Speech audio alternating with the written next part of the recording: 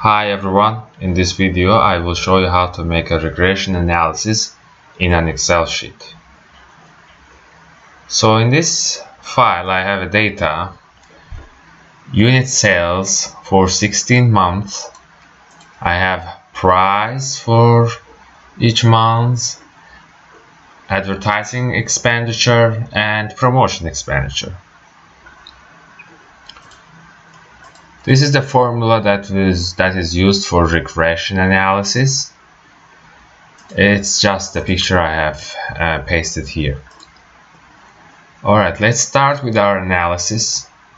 First of all, we should go to Data tab, and you will have here Data Analysis Tools. Click here,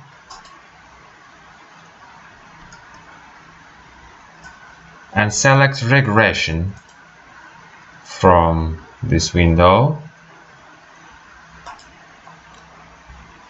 So it will ask you for input Y range and input X range. In this example, our Y range, simply our beta 0, is unit sales. So I will highlight unit sales and check mark on labels. We will include the labels as well. Let me highlight unit sales. And X range will be beta 1, beta 2 and beta 3. So I will select price, ad expense and promotion expense. Alright, and output range, I want to have my output in this sheet. I will select here as my output and click OK. Something is wrong with the formula. Alright, I need to click it again. That should work now.